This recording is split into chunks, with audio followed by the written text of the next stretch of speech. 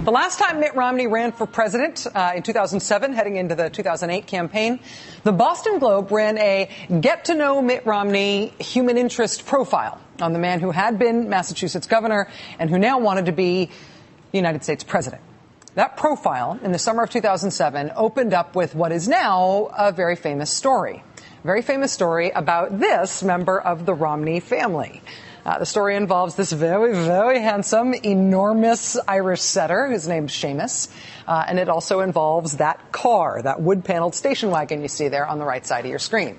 It also involves a 12-hour drive from the Boston area to Ontario, Canada. Ahem. And I quote, "The white Chevy station wagon with the wood paneling was overstuffed with suitcases, supplies, and sons when Mitt Romney climbed behind the wheel to begin the annual 12-hour family trek from Boston to Ontario. The destination for this journey in the summer of 1983 was his parents' cottage on the Canadian shores of Lake Huron. Before beginning the drive, Mitt Romney put Sheamus, the family's hulking Irish setter, in a dog carrier and attached it to the station wagon's roof rack. He built a windshield for the carrier to make the ride more comfortable for the dog. The ride was largely what you'd expect with five brothers, ages 13 and under, packed into a wagon they called the White Whale. As the oldest son, Tag Romney commandeered the way back of the wagon, keeping his eyes fixed out the rear window, where he glimpsed the first sign of trouble. 'Dad,' he yelled. 'Gross!'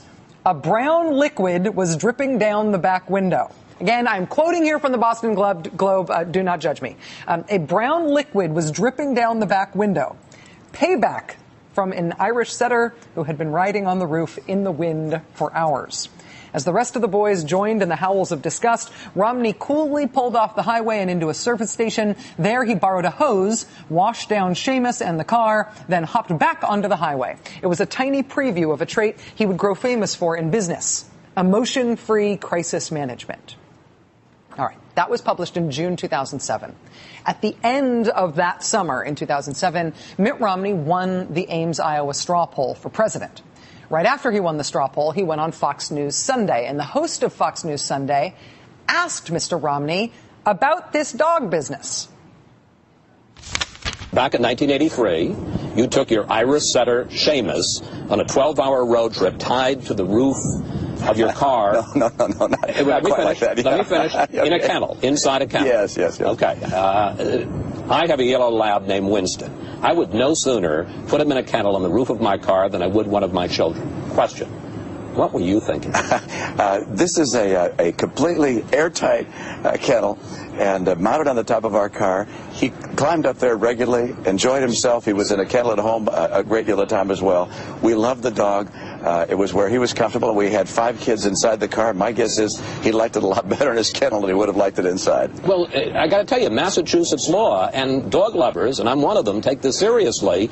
Massachusetts law prohibits carrying an animal on top of a car, even in a kennel, as cruel and inhuman. Do you really think you did nothing wrong? I wasn't familiar with that in terms of Massachusetts law. Love my dog. We've had a lot of dogs over the years. Love them. Sheamus, as his name is, climbed up there all by himself, enjoyed his ride. And whether you're in the back of a pickup truck or in the rooftop carrier, it was a good ride. And all I can tell you is I didn't know that there was any problem with that in terms of the law. I'm glad that Fox host Chris Wallace asked Mitt Romney about that when the story first came out, so we were able to get Mr. Romney on the record about it. And I actually think that Mr. Wallace at Fox is usually pretty good with follow-up questions with politicians. He did not, however, ask the obvious follow-up at this point in the interview. This is a completely airtight kennel and mounted on the top of our car. He climbed up there regularly, enjoyed himself. Enjoyed himself. He later said he enjoyed his ride. Remember, though, the story that had just broken in the Boston Globe, the story that prompted Mr. Wallace's question to Mr. Romney in the first place, was that Sheamus, however much he usually enjoyed himself on other occasions, Sheamus on that 12-hour ride to Canada was not enjoying himself. The whole point of the anecdote, as told to the Boston Globe, was that the dog was in very, very evident gastrointestinal distress. The whole brown liquid thing, I'm sorry, that's the point of the story. The reporter from the Boston Globe who first described the Sheamus incident in 2007, the guy who wrote the article, did not write about this incident again for 4.5 years after he wrote the original story. He finally broke his silence and wrote about it again for the first time this week. The reporter's name is Neil Swidey.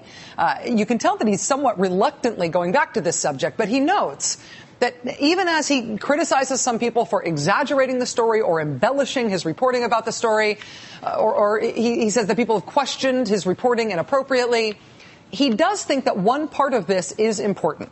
He says, to me, Romney's critics have focused on the wrong part of the anecdote. It's not that Romney put his dog on the roof. I'll take the Romneys at their word that Sheamus loved his al fresco rides. What is beyond debate, though, is that this far into this particular trip, Sheamus had ceased enjoying his ride. Right? This would be the gross part of the story. Faced with such irrefutable evidence, most people, I suspect, would have relented and let the ailing dog cram into the back of the wagon. Right. Even if you're okay with the dog being strapped to the roof of the car, once the dog has been up there for hours and is sick, once he is ailing, you take a hose to him and then put him back up there and then keep driving with him still strapped to the roof of the car for more hours? Do you remember Rick Santorum's Google problem? Rick Santorum famously said that same-sex relationships were akin to man-on-dog relationships. In retaliation for that and other things, proponents of gay rights Google bombed Rick Santorum. They redefined his last name as a vulgar, sexually explicit term. And then they pushed that redefinition of the word Santorum to the top of his Google search results via a website called spreadingsantorum.com. There is now a spreadingromney.com website, which is about poor Sheamus. And it defines the word Romney as a verb, which means, well, you can see it here. The word terror there is a hyperlink to that story about Mr. Romney strapping his dog to the roof of the car and then the dog getting sick and then Mr. Romney hosing off the dog and then strapping the dog back to the roof of the car for more hours of driving. This incident happened in 1983. It has been around in the public record since 2007. As Mr. Romney's political fortunes have risen, the story has received more and more attention. This week, the Newt Gingrich campaign, not some PAC vaguely related to Newt Gingrich, but the Newt Gingrich for President campaign put up this web ad, which features footage of Chris Wallace asking Mitt Romney about the dog amid a number of other Mitt Romney gaffes from the campaign trail. The title of the Newt Gingrich web ad is For the Dogs. The Newt Gingrich campaign has also created an official website called petswithnewt.com, where people take pictures of their beloved animals, and I guess they sort of describe their animals as Newt Gingrich supporters. It's a little weird. Why would you do that? But it exists. Mr. Gingrich's spokesman asked if the campaign did this Pets with Newt thing to create a contrast with what we know about Mitt Romney and pets. The Gingrich campaign spokesman responded by saying, quote, "I will neither confirm nor deny that that's why Pets with Newt was launched." Unrelated to Mr. Gingrich, there's also what appears to be a grassroots website called dogsagainstromney.com. They refer to the Sheamus incident as Crategate. You can buy a T-shirt like this that says, "Never forget Crategate, Dogs Against Romney." They have blog posts like this one, howling mad at Mitt Romney, or this one with the tough-looking dog, "Let's see who goes on the roof now." But the overall idea here is that Mitt Romney is unfit to be president because of the way he treated his dog. Look at this. "Hi, I'm Rusty. Mitt Romney is mean to dogs. Help me get my message out." The T-shirts on the website hit the Mitt Romney is mean theme over and over again. In fact, this one just says it. Mitt is mean. Dogsagainstromney.com.